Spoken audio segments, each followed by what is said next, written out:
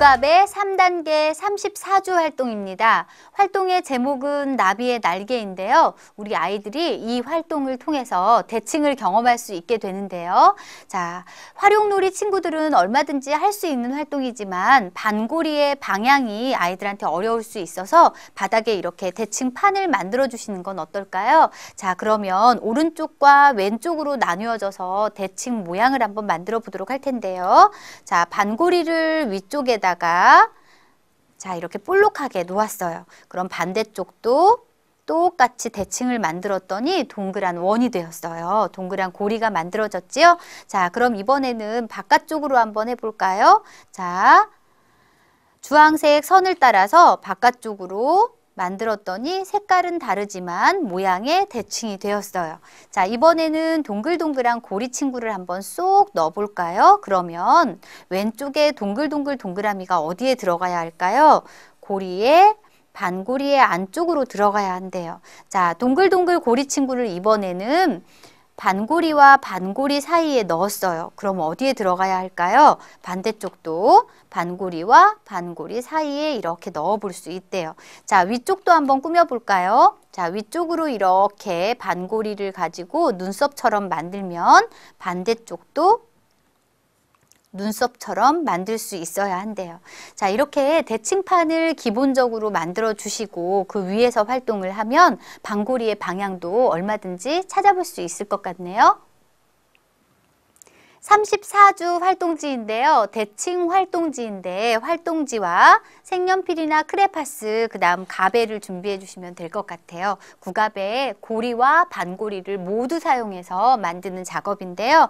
자, 제목은 활동지의 제목은 나비의 날개라는 제목인데 그려져 있는 반쪽을 보면서 나머지 친구를 한번 만들어 보도록 할게요.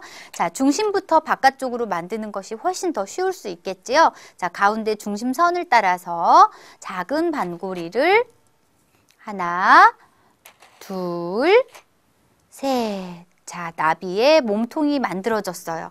자, 바깥쪽으로 점점 갈수록 어려워질 수 있는 것 같은데요. 자, 중심부터 가장 가까운 곳을 따라 하면 훨씬 더 쉽게 만들 수가 있어요.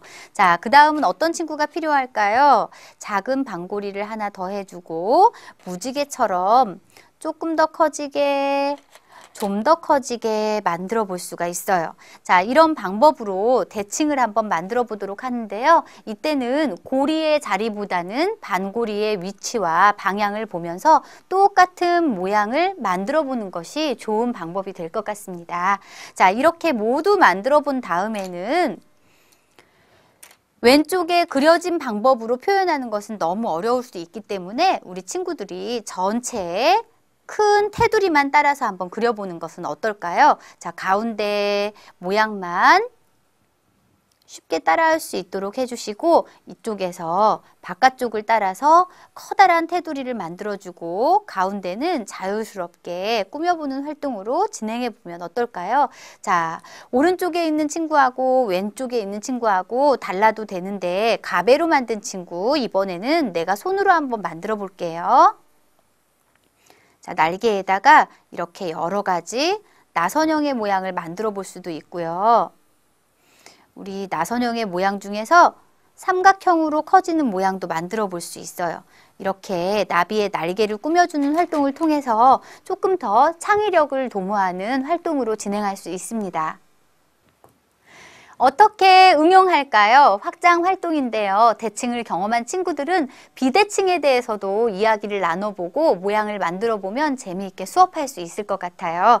자, 가운데 중심선을 먼저 그려주고 자, 한쪽만 보고 어떤 모양이 될지 우리 한번 상상해 볼까요?